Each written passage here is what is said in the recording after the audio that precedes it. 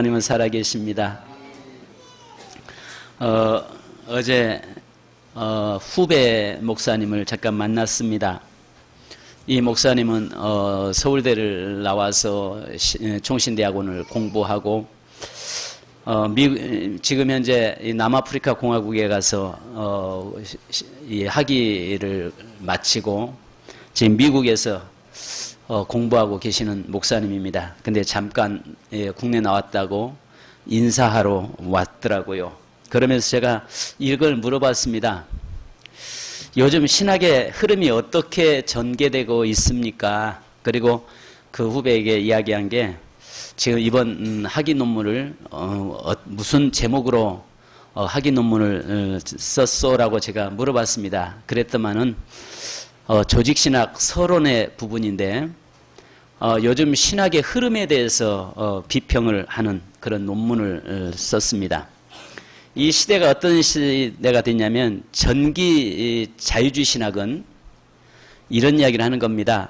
지금 세계 신학의 흐름이 전기 자유주의 신학은 산 꼭대기가 정상인데 어느 쪽으로 해서 올라가든지 마지막 도달하는 것은 정상이다. 그것처럼 어느 종교든지 다 구원이 있어서 그것을 통해서 구원의 자리에 들어갈 수 있다. 이렇게 구자유주의는 그랬습니다.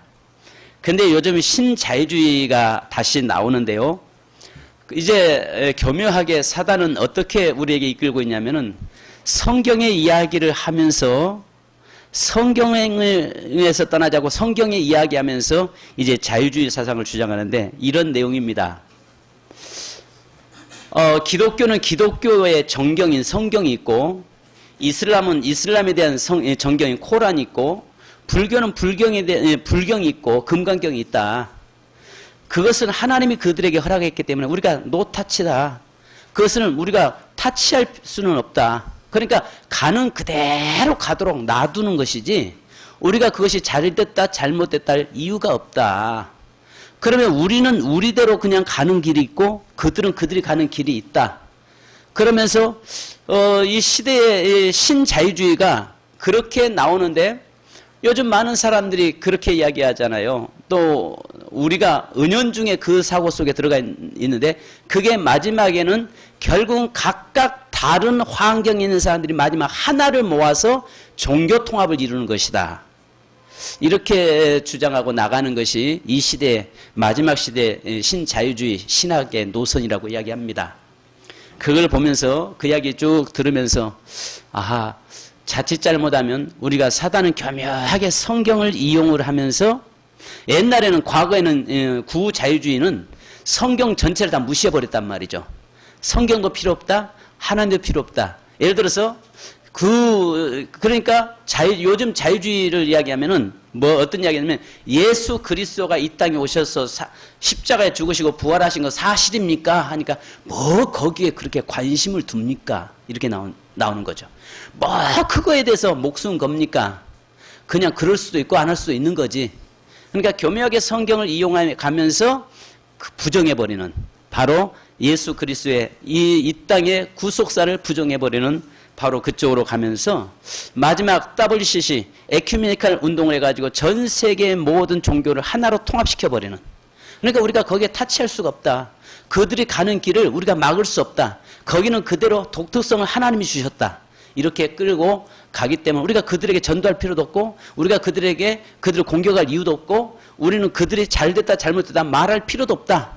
바로 우리 기독교는 기독교일 뿐이고 불교는 불교일 뿐이다. 이렇게 나가는 합리주의로 빠져버리는 바로 그런 모습을 이야기하면서 사단의 전략들이 점점 이게 강해지고 진행적이 되는구나 라고 하는 것을 저는 보았습니다.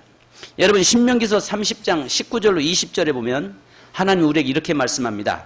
내가 오늘 하늘과 땅을 불러 너희에게 증거를 삼았노라. 내가 생명과 사망과 복과 저주를 내 앞에 두었은즉 너와 내 자손이 살기 위해서 생명을 택하라 라고 말씀합니다. 그러니까 하나님은 오늘 우리 인생의 삶에 생명과 사망, 복과 저주 이런 것들을 내 앞에 세워놓고 네가 선택에 가라라고 이야기합니다. 그러면 살기 위해서 뭘 선택하느냐? 네가 살기 위해서는 생명과 복을 선택하고 가라라고 이야기합니다. 그러니까 여러분 지난주에도 말씀드린 것처럼 우리가 그동안 가나안 땅의 백성들이 온 것은 하나님의 헌신이었다고 제가 말씀드렸잖아요. 그러나 그 다음부터는 이제 너의 헌신이 있어야 된다라고 이야기했습니다. 자, 그러면 오늘 본문의 말씀에서도 이어서 계속 말씀하고 있는 것입니다. 자, 오늘 본문의 말씀은 선택에 대한 말씀입니다.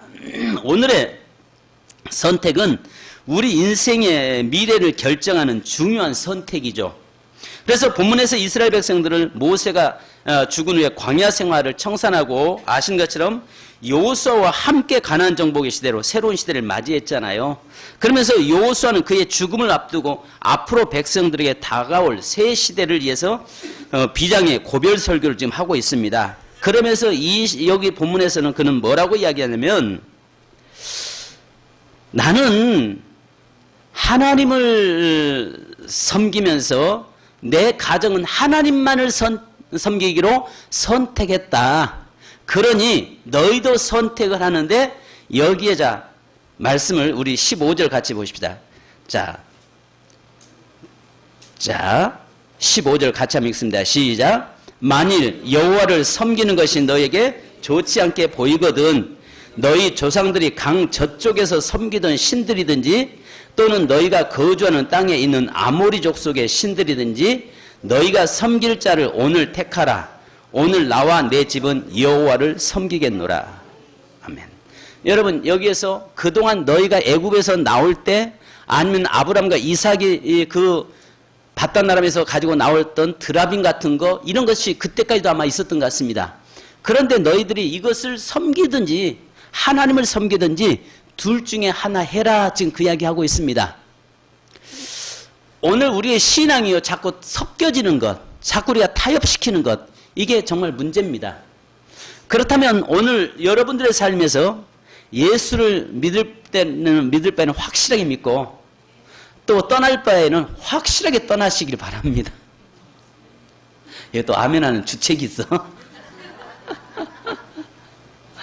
그러니까요, 생각 보셔야 할 것이 뭐냐면, 너희가 아예 하나님을 믿을 바에는 그 모든 걸 깨끗이 정리하고 하나님을 섬기든지, 아니면은 하나님을 떠나서 차라리 그 신들을 섬기든지 둘 중에 하나 해라 라고 이야기하는 겁니다. 그래서 23절, 24절까지예요. 여기에 여호수아서 23장과 24장을 통틀어서 여호와만 섬겨라. 이렇게 반복하고 있는 것이 무려 11번이나 강조하고 있습니다. 여호와만 섬겨라. 여호와만 섬기겠다. 여호와만 섬길 것이라. 이렇게 이야기하고 있는 것입니다. 그래서 오늘 너희가 그런 상황에서 둘 중에 하나 결정을 하는데 아시다시피 이스라엘 백성들이 여호수아가 죽고 얼마 되지 않아서 그 언약을 잃어버립니다. 그리고 나서 그들이 400년 동안 사사들이 치리하는 시대 때에 하나님을 떠나버리고 많은 고통 속에 사로잡혀가는 것을 보게 됩니다. 자, 오늘 여기에서 여호수아는 우리에게 이야기합니다. 그 고백을 하면서 안타까운 이야기들을 하고 있는데요. 24절을 한번 같이 한번 읽어보실까요? 자, 24절을요. 시작. 백성이 여호수아에게 말하되 우리 하나님 여호와를 우리가 섬기고 그의 목소리를 우리가 청종하리다 하는지나. 아멘. 자, 이렇게 그들은 이렇게 하나님만 섬기겠다라고 이야기하고 있는데 결국은 온전하게 우리 인생들은 온전하게 하나님을 섬길 수 없다고 하는 것을 여호수아는 잘 알고 있습니다. 자, 오늘 여기에서 그래서 여호수아가 지금 현재 백성들에게 너희가 둘 중에 하나를 선택해라. 우상을 선택할 것인지 하나님을 선택할 것인지, 너희가 하나님을 청종하고 하나님의 말씀대로 살 것인지 아니면 세상 것을 따르고 세상 것을 쫓아 갈 것인지는 너희가 결정해라라고 말씀합니다. 자, 그러면 첫째는 그래서 여기서 세 가지로 우리에게 말씀을 하는데요. 첫째, 하나님을 섬기는 것은 그분이 나에게 오늘까지 하신 일을 기억하는 것이라는 것입니다. 그러니까 여기서 여호와를 섬겨라라고 말씀하는데 여호와를 네가 섬기고 있는 것은 지난 너의 인생의 삶을 하나님이 어떻게 이끌어 오셨고 어떻게 이끌고 가시는가를 기억하는 것이다 이야기하는 것입니다. 즉 다르게 말하면 누구를 만나든지 간에 내가 그리스도인 것을 간증하라 그 말이에요. 내가 예수 믿는 사람인 것을 늘 고백하고 살라는 것입니다. 그래서 여기에 고백하라는 것은 성경에서 오늘 증인이라고 우리에게 너희가 그거의 증인이다라고 이야기하는데 너희를 세상 사람들 앞에 증인으로 세웠다는 것입니다. 그러면 그동안 여기에서 전반부에서 1절부터 24장 1절부터 13절까지는 내용이 뭐냐면 하나님께서 너희를 이렇게 이끌어 왔지 않냐. 하나님은 오직 하나님이 이끌고 오신 것은 전적 하나님의 은혜였다.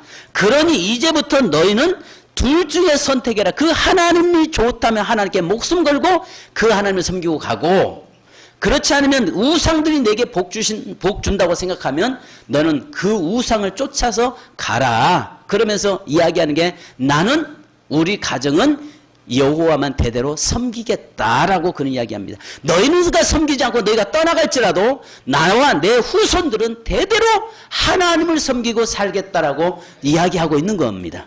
자, 그렇다면 오늘 여기서 하나님을 섬긴다고 하는 의미가 첫 번째는 나의 인생의 삶을 이끌어 주시고 나를 구원해 주신 그 하나님을 기억하는 것이에요. 간증하면서 살라는 것입니다. 성도 여러분, 신앙은 늘 고백하면서 사는 거잖아요. 그래서 이 고백은요, 우리끼리 고백하는 거 아니에요. 생각해 보십시오. 교회 안에서요, 같은 문화권, 문화 속에 살면서 찬송할 수 있고, 기도할 수 있고, 신앙 고백할 수 있고, 얼마든지 우리는 할 수 있습니다.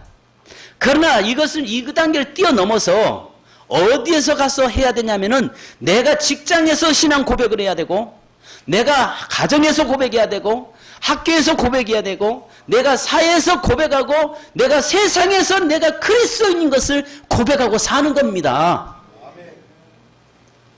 무슨 말씀인지 이해가세요? 교회 와서는 신자인데 교회 밖에서는 세상 사람처럼 섞이지 말라고 이야기합니다. 네가 그리스도인이면 그리스도인으로서 살라라고 이야기합니다. 그래서 세상 사람들은요, 우리가 예수 믿고 안 믿는 걸 잘 압니다. 말은 안 해도요, 저건 날라리지. 예수는 진짜 저 사람이 믿는 사람이야. 정말 저 사람이 하나님을 잘 섬기는 사람이야. 그들이 더 잘 알고 있어요. 그래서 오늘 여기서 여호수아는 이야기하기를 네가 그동안 살아왔던 모든 삶 속에서 하나님이 네 인생을 어떻게 이끌고 왔는가를 다른 사람 앞에 고백하는 거라. 다른 사람 앞에 그 고백하면서 기억하는 것이다라고 이야기하고 있는 것입니다.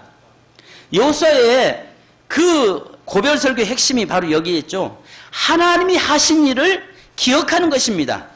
그래서 신명기서의 모세의 설교도 바로 그렇습니다. 그 핵심도 뭐냐? 이스라엘아 기억하라. 이스라엘아 들으라. 이것입니다. 너를 이끌고 너를 붙잡고 계신 그 하나님을 기억하면서 살라라고 우리에게 말씀하고 있는 것입니다. 뭘 기억해요? 하나님이 나에게 오늘까지 하신 일을 기억하라는 것입니다. 나를 위해서 예수 그리스도를 보내시고, 나를 위해서 예수 그리스도가 십자가에서 돌아가시고, 나를 위해서 다시 그분이 부활하시고, 또 그분이 나의 모든 작은 신음까지도 들으시면서 내 족적 하나하나를 이끌고 가시는 그 하나님을 기억하면서 살라라고 이야기하고 있는 겁니다. 성도 여러분, 오늘 1절부터 13절까지가 바로 그런 말씀이세요. 그래서 그는 여호수아는 이제까지 백성들을 모아놓고 나서 그렇게 하나님이 이런 어려운 가운데서 이런 환경 가운데서 하나님이 인도해 오셨다. 이걸 늘 기억해라. 한순간도 잊지 마라라고 이야기합니다. 아무리 믿음이 좋아도요, 주일날요 예배 시간요 딱 2번만 빠져보세요. 세상 사람하고 똑같아집니다. 이건 영적인 일이기 때문에 그렇습니다. 나는 절대 믿음 흔들리지 않는다고요? 아닙니다. 나중에 성경에 이야기하고 있습니다만 오늘 우리의 삶은요 영적인 일이기 때문에 그 사람이 아무리 믿음이 좋은 것 같아도요 2주 정도만 교회 딱 빠지면요, 예배가 딱 중단되면요 세상 사람하고 똑같아져요. 그래서 나도 모르게 옛날에는 찬송 소리를 입에서 늘 찬송을 하던 내 입술에서 나도 모르게 세상 유행가가 흥얼거려지고 세상 것들을 바라보고 세상 것을 쫓아가기 시작하고 그렇게 되어 있습니다. 그래서 여호수아는 우리에게 뭐라고 말하냐면 늘 기억하면서 살아라. 하나님을 잊지 말라, 놓치지 말라라고 이야기합니다. 그래서 하나님께 예배드릴 때 이것이 하나님을 섬기는 시간이고, 그러니까 예배 시간에 하나님 앞에서 나와서 늘 나를 베푸시는 은혜 감사하고 찬양하면서 사는 것입니다. 그 다음에 여러분 여기에서는 고백하면서 사는 것입니다. 이 고백은요, 날마다 하는 것입니다. 우리가 이 땅에 살면서 신앙을 흔들리기 때문에 늘 고백하면서 사는데요, 이것은 내 자신에게는 신앙 고백이 돼야 되고 세상 사람들 앞에서 내가 그리스도인 것을 증언하고 증거하고 증인돼야 되는 것입니다. 아멘. 그러면 내 자신이 끊임없이 신앙 고백을 하는 거예요. 하나님, 나는 하나님의 자녀입니다. 내 인생의 삶을 하나님이 인도하시고 이끌고 가시고 앞으로 내 삶의 삶도 하나님이 이끌고 가신 줄 믿습니다. 이렇게 고백하는 자가 되어야 되고, 또 세상 사람들 앞에서 내가 증인되고 증언하고 증거자가 되어야 된다고요. 증인이라는 말이 뭡니까? 거기에는 목숨 내놓는 거 아니겠습니까? 제가 말씀 지난번에 드렸잖아요. 우리가 이 돌멩이, 증인이라는 이 돌멩이를 던지면, 호숫가에 딱 던지면 호수에서는 파장은 퍼져나가지만 그 돌멩이는 아래로 가라앉잖아요. 돌멩이는 아래로 가라앉았지만 그 물은 파장을 일으켜서 가는 것처럼 내가 증인의 삶을 살면 나는 그 바닥에 물속에 들어가서 나는 죽을 수 있지만은, 그러나 그 돌덩이에 의해서 파장이 흘러가는 것처럼 복음은, 하나님 복음은 증거된다고 말씀하고 있는 것입니다. 그 다음에 두 번째는 오늘 우리에게 말씀하는 것이 있습니다. 19절로 20절에 보면요, 긴장해라. 따라서 합시다. 긴장해라. 긴장해라. 여러분들 긴장해야 됩니다. 그래서 여기에서 이 19절 20절에 여호수아가 백성이 이르되 너희가 여호와를 능히 섬기지 못할 것은 그는 거룩하신 하나님이시요 질투하는 하나님이시니 너희의 잘못과 죄들을 사하지 아니하실 것임이라. 만일 너희가 여호와를 버리고 이방 신들을 섬기면 너희에게 복을 내리신 후에라도 돌이켜 너희에게 재앙을 내리시고 너희를 멸하시리라. 자, 여기서 그들은 이야기합니다. 이스라엘 백성들은 우리가 하나님만 섬기겠습니다 이야기하니까 여호수아가 뭐라고 합니까? 너희는 하나님을 온전히 섬기지 못한다. 그러니까 생각해 보십시오. 어떤 사람은 그런 이야기 하잖아요. 예수님의 제자들 중에서 베드로가 이야기하잖아요. 너희가 나를 버리려 할 때 그가 뭐라고 합니까? 주님, 다른 사람 다 버려도 나는 절대 주님을 버리지 않겠습니다 했던 베드로도 막상 주님이 잡히셔서 그 빌라도 뜰에서 고난당한 때 뭐라고 합니까? 너도 그 사람 중에 한 사람이다. 너도 갈릴 사람이다. 너도 그의 제자로 함께 하는 걸 내가 봤다라고 하는 그 작은 계집종의 말 한마디 앞에서도 흔들려 버리잖아요. 무슨 소리냐? 쓸데없는 소리다. 나는 저와 알지도 못하고 상관없는 사람이다라고 이야기합니다. 즉 이 말은 뭐냐면 신앙, 믿음이라는 것은요, 흔들기 쉽고 넘어지기 쉽고 자빠지기 쉽습니다. 그래서 항상 긴장하지 않으면 안 되는 겁니다. 그래서 하나님은요, 아무리 그 사람이 믿음이 좋은 것 같아도요, 흔들릴 수 있고 넘어질 수 있다는 것입니다. 그래서 그러나 제일 중요한 것은 넘어져도 다시 일어나면 되는 거죠. 근데 긴장하고 넘어지는 사람하고요, 긴장하지 않고 가다가 넘어지는 사람은 차이가 있습니다. 여러분, 빙판길을 가다가도 긴장하고 조심조심 가다가 넘어지는 사람은 덜 다쳐요. 근데 긴장하지 않고 그냥 가다가 넘어진 사람은 어딘가 부러집니다. 크게 다친다는 말이죠. 신앙에서는요, 늘 우리가 이 시대 내에서는 긴장하고 살지 않으면 안 된다는 것입니다. 다른 말로 말하면 깨어있지 않으면 안 된다는 것입니다. 그래서 골로새서 4장 2절에 기도를 계속하고 기도에 감사함으로 깨어있으라 라고 이야기합니다. 베드로전서 5장 8절에 근신하라, 깨어라. 너희 대적마귀가 우는 사자같이 두루다니며 삼킬 자를 찾나니 이야기합니다. 오늘 대적마귀는 끊임없이 우리를 공격해 들어오고 우리를 넘어뜨리려고 찾아오기 때문에 우리가 깨어있지 않냐면, 우리가 긴장하지 않으면 안 된다는 것입니다. 주님 오실 날이 가까이 오는 건 사실입니다. 그죠? 주님 가까이 오시는 건 사실이잖아요. 그렇다면 우리가 늘 긴장하지 않으면 안 되는 겁니다. 특별히 여러분, 우리가 자녀를 키우는 여러분, 마태복음 24장에 보면 이런 이야기 하잖아요. 마지막 때는 젖먹이와 아이벤자가 화가 있다라고 이야기합니다. 여기에서 오해 없이 잘 들으시기 바랍니다. 두 가지의 의미를 가지고 있거든요. 하나는 거기에서 아입했다는 건 우리는 그리스도에는 신부잖아요. 신부. 그리스도의 신부란 말이에요. 그러면 신부의 특징은 정결이잖아요. 순결이거든요. 근데 바로 그 신부인 내가, 그리스도의 신부인 내가 아이를 가졌다. 딴 생각, 영적으로 하나님에게서 두 마음을 품었다는 이야기입니다. 자, 그 다음에 또 하나는 아이 뱉고 젖먹이는 것 때문에 자꾸 신앙을 하나님에서 멀어질 수 있다는 것입니다. 그럴수록 우리가 자녀를 키우면서도 긴장하지 않으면 안 된다는 거죠. 아멘. 이것은 비단 우리 자녀 키우시는 분만의 모습이 아니라 우리 모든 성도들의 모습입니다. 긴장하지 않으면 안 되는 거예요. 늘 내 자신을 점검하지 않으면 안 되는 겁니다. 그래서 여러분 깨어있지 않으면 안 된다는 거예요. 마지막 시대야말로 깨어있어야 됩니다. 우리 노예 어떤 교회를 하나 갔는데 제가 가서 그 교회 가서 충격받았어요. 우리 교회보다 늦게 시작된 교회예요. 그런데 그 교회 가서 보니까 그 교회에서 3층에서 목사님들 모임이, 작은 노예 모임이 있는데 내려서 집에 가려고 하는데 밤 9시 반인데 화요일인데요. 반이 됐는데 1층 지하실에서요. 기도 소리가 들리는데 막 얼마나 기도 소리가 크게 나오는지. 내가 나하고 여기 파남교회 목사님하고 둘이 습관적으로 그냥 밑으로 내려갔어요. 왜? 보고 싶으니까. 도대체 어떤 기도를 하는가? 가서 보니까 한 30여 명이 모여서 그 기도를 하는데 막 부르짖어 기도하는데요. 제가 물어봤습니다. 목사님에게, 목사님 매일 기도입니까? 오늘 특별 기도입니까? 그러니까 매일 기도합니다. 매일 기도합니다. 몇 명 정도 모입니까? 예, 많으면 한 40명 모이고요. 참여하고 적으면 한 30명 매일 저녁마다. 누가 인도합니까? 바로 제가 인도할 때가 있고 사모님 인도할 때가 있고 부교육자들 인도할 때가 있습니다. 그런데 매일 나옵니까? 그러니까 나오는데 제가 그랬습니다. 그 목사님이 발전소입니다. 발전소. 교회가 성장하는 이유가 바로 여기 있었군요. 그래서 여러분 정말 그 교회도 여기 대전에 있는 교회예요. 다른 지역이라면 내가 말 안 하겠어. 같은 대전 땅에 있는 교회라고요.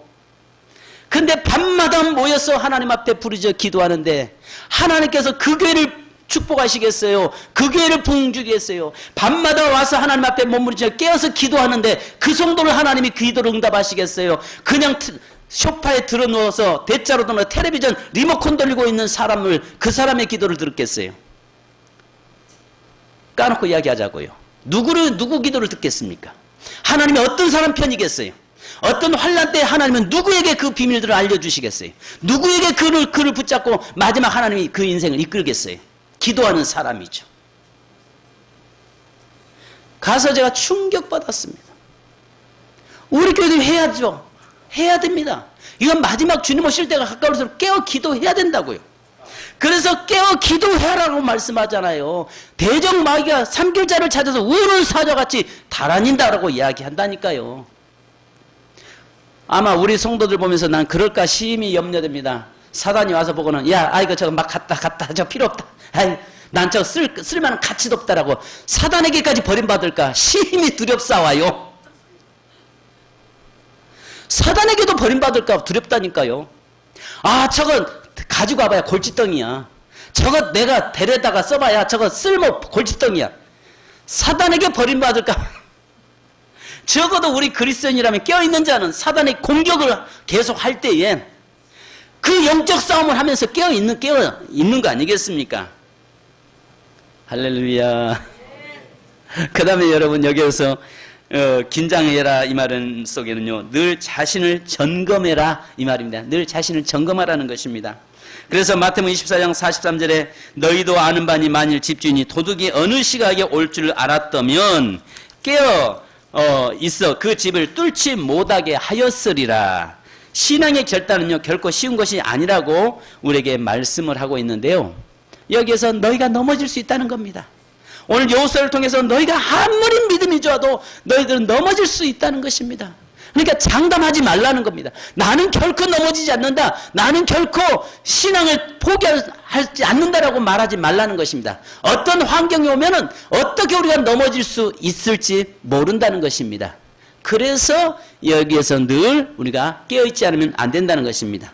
그 다음에 자만하지 말라는 것입니다. 고린도전서 10장 12절에 말씀하잖아요. 그런즉 선자는 넘어질까 조심하라.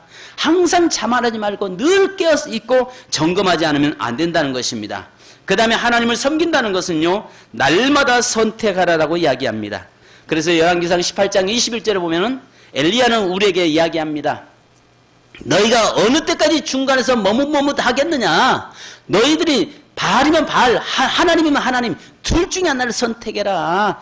여기에서 날마다 선택하며 사는 것입니다. 내가 눈 뜨면 내가 오늘 어떻게 살 것인가를 네가 선택하지 않으면 안 된다는 거예요. 하나님 잊어버리고 살다 보면요, 내 선택이 아니라 그냥 사회 이끄는 대로, 물 흘러가는 대로 흘러가고 있는 거 아니겠습니까? 죽은 물고기는 물에 따라서 흘러가고 돼 있습니다. 그러나 살아있는 물고기는 아무리 물이 세도 그 물의 흐름의 속도가 강해도요, 그것을 역류해서 치고 올라가는 게 산 물고기 아니겠습니까? 오늘 우리가 이 땅에서 날마다 아침마다 일어나서 주의 말씀 앞에 내가 오늘 하루를 어떻게 살겠다라고 하는 스스로 내 자신에게 선택하고 하나님 앞에 이렇게 살겠노라고 고백할 수 있는 저와 여러분이 되기를 주님의 이름으로 축원합니다. 세 번째로는 오늘 여기에 또 26절에 말씀하잖아요. 증거의 도를 세우라는 것입니다. 증거의 도를 세워라 라고 26절에 말씀합니다. 여기에서는 너희의 인생에서 증거, 그러니까 증거의 도를 세워서 그것을 증표 삼고 바라봐라라고 이야기합니다. 그래서 여러분 신명기서 6장 4절로 우리에게 9절까지는 말씀하잖아요. 모세는 그의 후손들에게 사는 길을 이야기하는데 늘 문설주 좌우 임방에 하나님의 말씀을 붙여놓고, 자녀들에게는 미간에 이마에도 하나님 말씀 붙여놓고, 천정에도 말씀 붙여놓고, 그 다음에 늘 여기에 고리에 여기다도 하나님의 말씀을 매달고 다니면서 늘 수시로 그 말씀을 보면서 그것을 가지고 증거 삼고 살라라고 이야기합니다. 어떤 사람이 이 두 아들이 있었어요. 근데 두 아들이 있는데 이 아들들은 늘 먼 바다를 동경하면서 살았습니다. 늘 동경하면서 삽니다. 그럴 때마다 이 아이들이 자라면서 자기는 항해사가 되어서, 멋진 항해사가 되어서 대양을 누비겠다라고 늘 이야기합니다. 왜냐하면 그때마다 이 엄마는 가슴이 철렁 내립니다. 왜냐하면 그 아이의 두 아들의 아버지가 항해하다가 바다에서 죽었기 때문입니다. 그런데 이 아들들도 역시 두 아들이 역시 항해사가 돼서 그 길을 가겠다라고 이야기하는 것입니다. 그러다만 장성했는데 실질적으로 두 아들이 항해사가 되어서 바다에 나갔다가 둘 다 죽었습니다. 결국 이 어머니 혼자 막을 걸 하면서 통곡을 하는데 남편 바다에서 잃었고 두 자식을 그렇게 잃었습니다. 도대체 이게 뭐냐라고 보니까 그 집에 정말 멋있는 그림이 하나가 걸려 있었습니다. 그 안방에 들어가는 문 위에, 옛날 시골 같은 데 보면 텐마루 지나서 보는 위에다가 그림들을 하나 그려놓잖아요. 근데 거기에 멋있는 배가 그 푸른 물살을 가르면서 항해하고 있는 배 그림이 거기에 붙어 있었던 겁니다. 그러다 보니까 이 아들들이 늘 드나들면서 그걸 보면서 나도 저 멋있는 저런 배를 타고 세계를 항해하리라고 다니면서 마음에 이미 그것을 비전을 품고 세워뒀던 겁니다. 결국은 그것 때문에 그 자식들도 배를 타다가 죽었죠. 이걸 보면서 우리가 뭘 생각해야 되냐면 하나님의 말씀을 증거 삼아서 붙여놓으라는 것입니다. 우리 가정에도 그 말씀을 증거 삼아서 세워놓고 항상 그 말씀 앞에서 내가 어떻게 살아갈 것인가를 늘 보면서 살라라고 말씀하는 것입니다. 그렇다면 여러분, 우리의 가정에다가 말씀에 우리의 가족들이 눈에 보일 수 있는 정말 그 증거를 삼을 수 있는, 신앙의 증거를 삼을 수 있는 것들을 갖다가 만들어 세워야죠. 여러분, 이런 통계가 하나 있습니다. 자녀들이 탈선을 하고 자녀들이 속을 썩이고 자녀들이 사고를 치는 가정과 자녀들이 정말 그렇지 않는 가정들의 하나가 통계가 나와 있는데요. 뭐냐면 화목하게 사진 찍은 가족 사진이 집안에 크게 걸려있는 집과 가족 사진이 걸려있지 않는 가정에 차이가 있답니다. 그러니까 가족 사진에 가족이 함께 웃으면서 환한 모습으로 사진 찍어서 집에다가 걸어놓은 집은 모든 자녀들이 탈선하지 않더라는 것입니다. 그런데 그것이 없는 집의 가정을 보니까 자녀들이 거의 많이 탈선을 하더라. 이게 통계가 나와 있습니다. 왜 그렇겠습니까? 늘 들어가면서 우리의 가족을 보면서 책임감을 느끼고 가족을 볼 때마다 공동체 의식을 느끼면서 살기 때문에 그렇더라는 것입니다.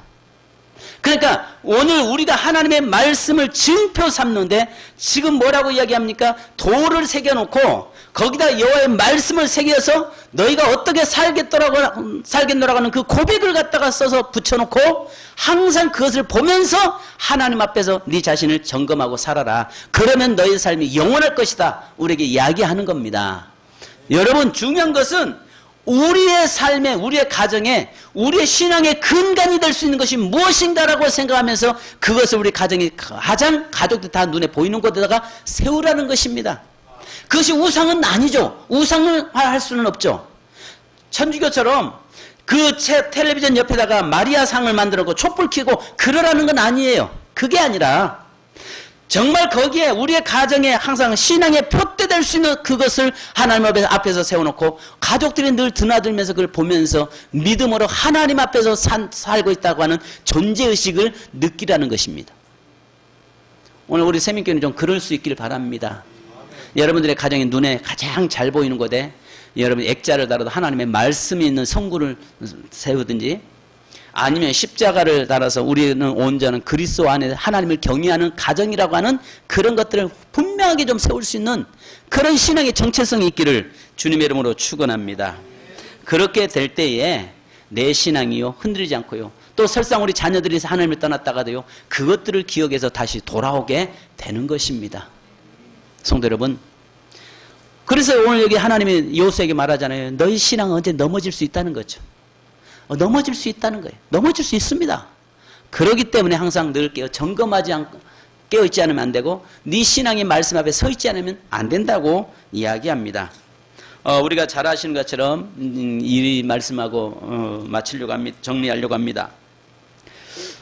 독수리는 조중지왕이라고 하잖아요. 새들 중에서 왕이고 장수하는 새로 우리가 알려져 있습니다. 보통 독수리의 수명이 40년을 산다고 합니다. 40년의 삶을 사는데 그 중에서 어떤 독수리들은 30년을 더해서 70년까지 사는 독수리가 있다고 합니다. 근데요, 한 70년을 살려고 하면 결단을 하지 않으면 안 된다는 거죠.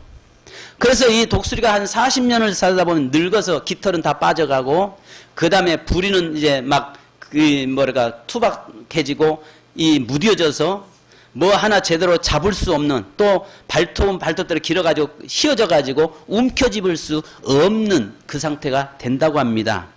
그럴 때 이 독수리들은 이런 독수리는 결단을 한다고 하잖아요. 그래서 높은 산에 벼랑 같은 데 가가지고 계속 한 5개월 정도를 이 독수리는 자기 자신과의 싸움을 한다고 합니다. 그러면서 계속 부리를 돌에다가 쪼아대는데 쪼아대면 부리가 터지고 깨어지고 피나고 막 그러면서 끊임없이 쪼아대면은 그러면 부리가 빠지고 새로운 부리가 난다고 하죠.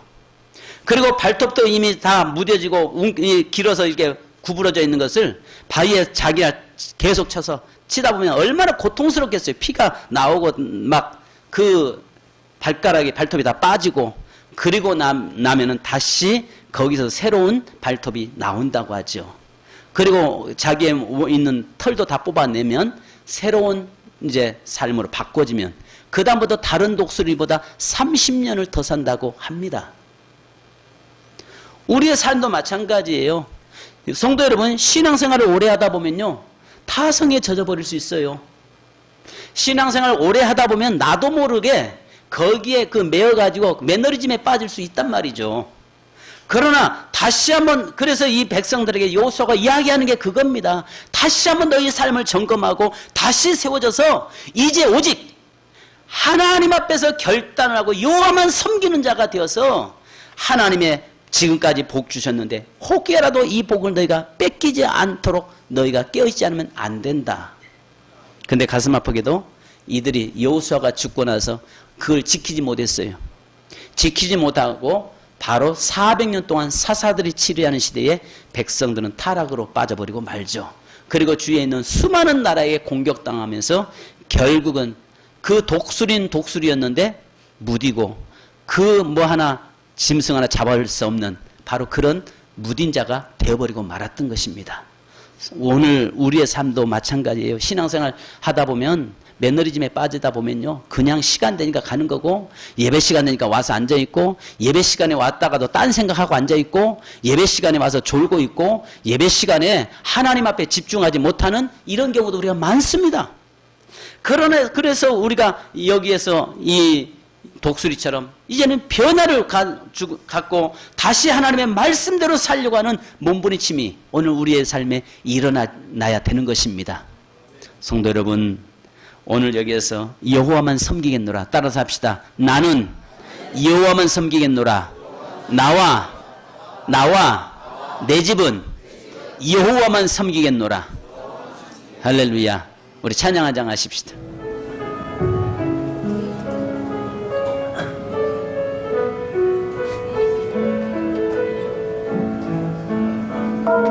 감사하신 하나님, 예배를 하나님, 살아계신 하나님, 예배를 하나님, 여기까지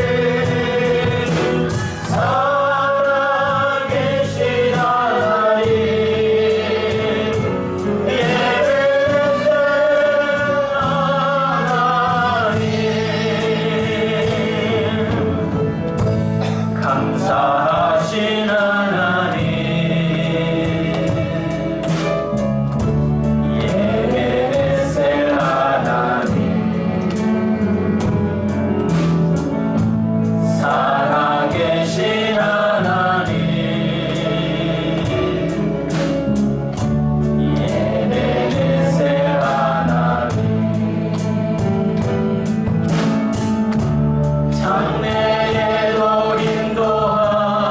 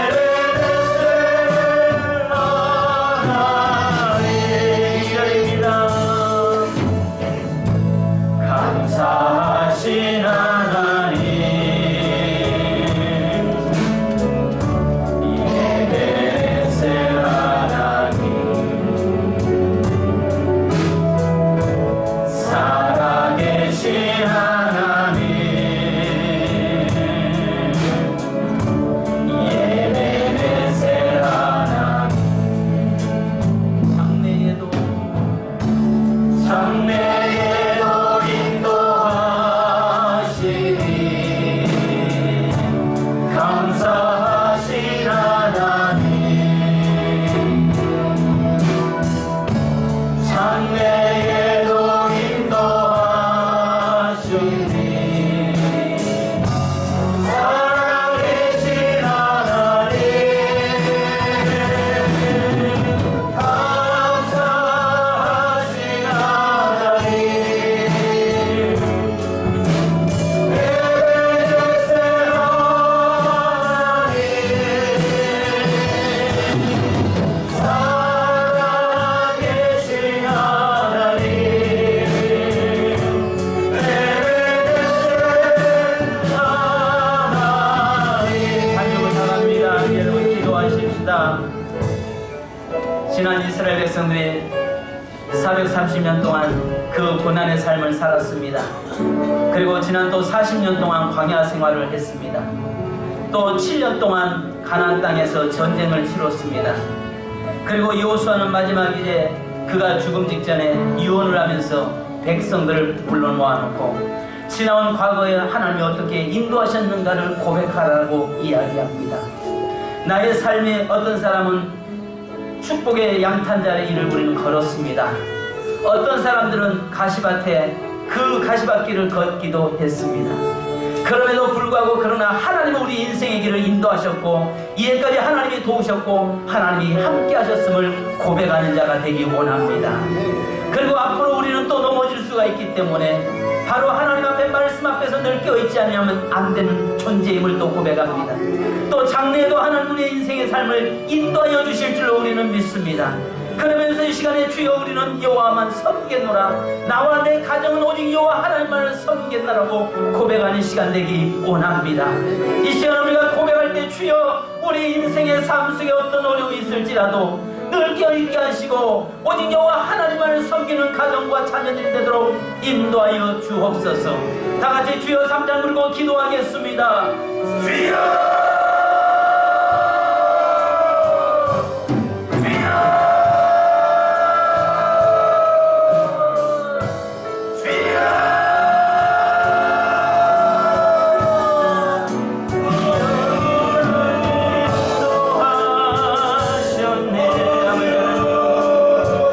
감사하신 하나님 아버지 하나님 이 시간에 기도합니다.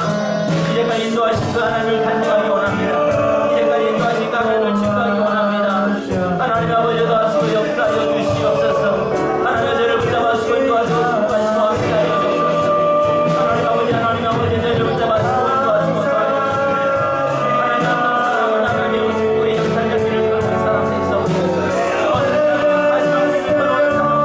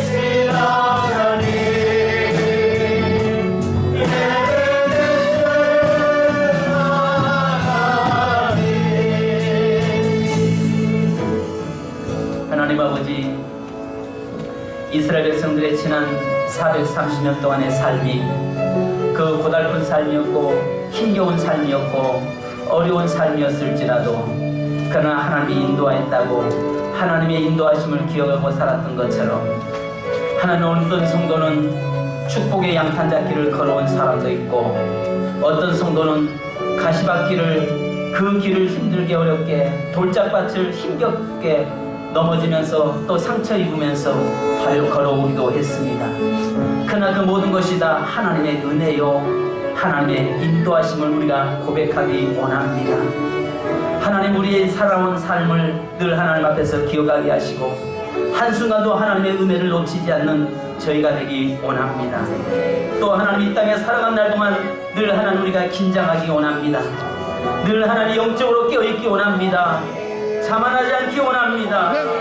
하나님, 온전히 우리의 자신들을 날마다 점검하면서 살아가는 우리의 삶이 되도록 인도하여 주시옵소서. 하나님, 무엇보다도 저희들을 붙들으시고 인도하여 주시옵소서. 이제 하나님, 우리에게 장래에 우리의 삶은 넘어질 수 있음을 고백합니다. 우리가 힘들어서 쓰러질 수 있음을 고백합니다.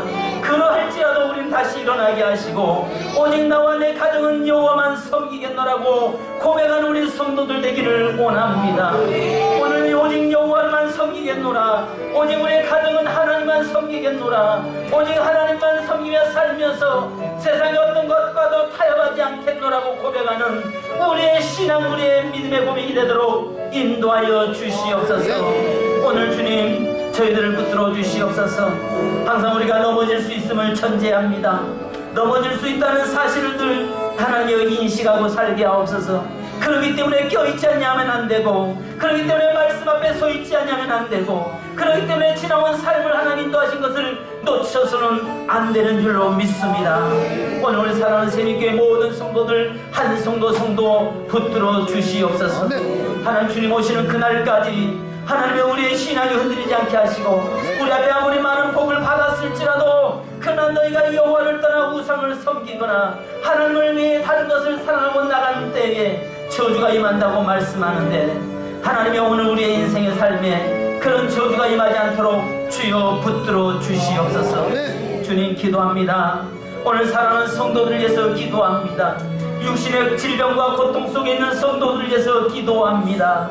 오늘 사랑하는 성도들이 아픈 곳에 믿음으로 손 얹었습니다.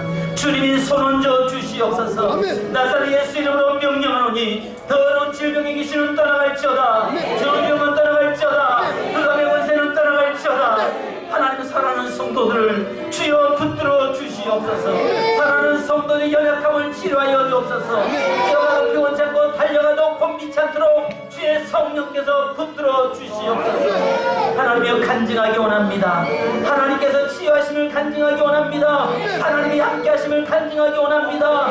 세상 사람들 앞에서 담대하게 간증하는 삶이 되도록 역사해 주옵소서. 주님, 오늘 사랑하는 성도들이 가슴에 손을 쥐었습니다.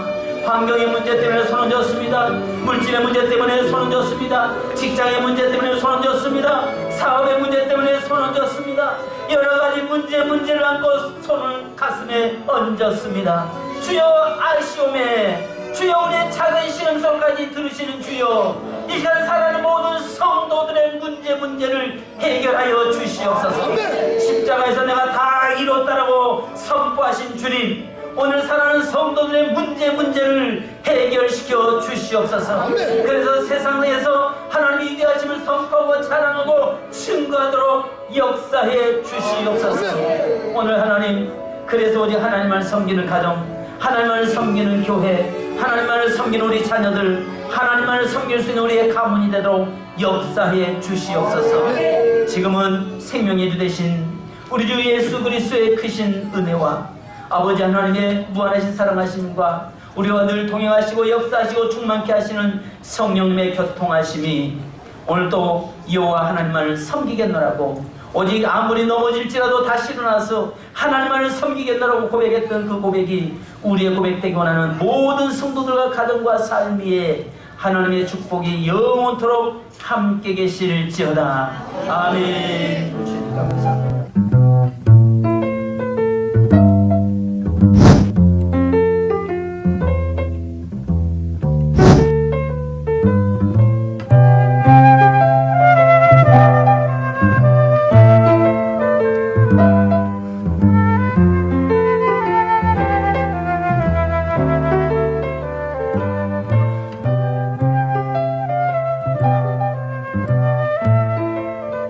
하나님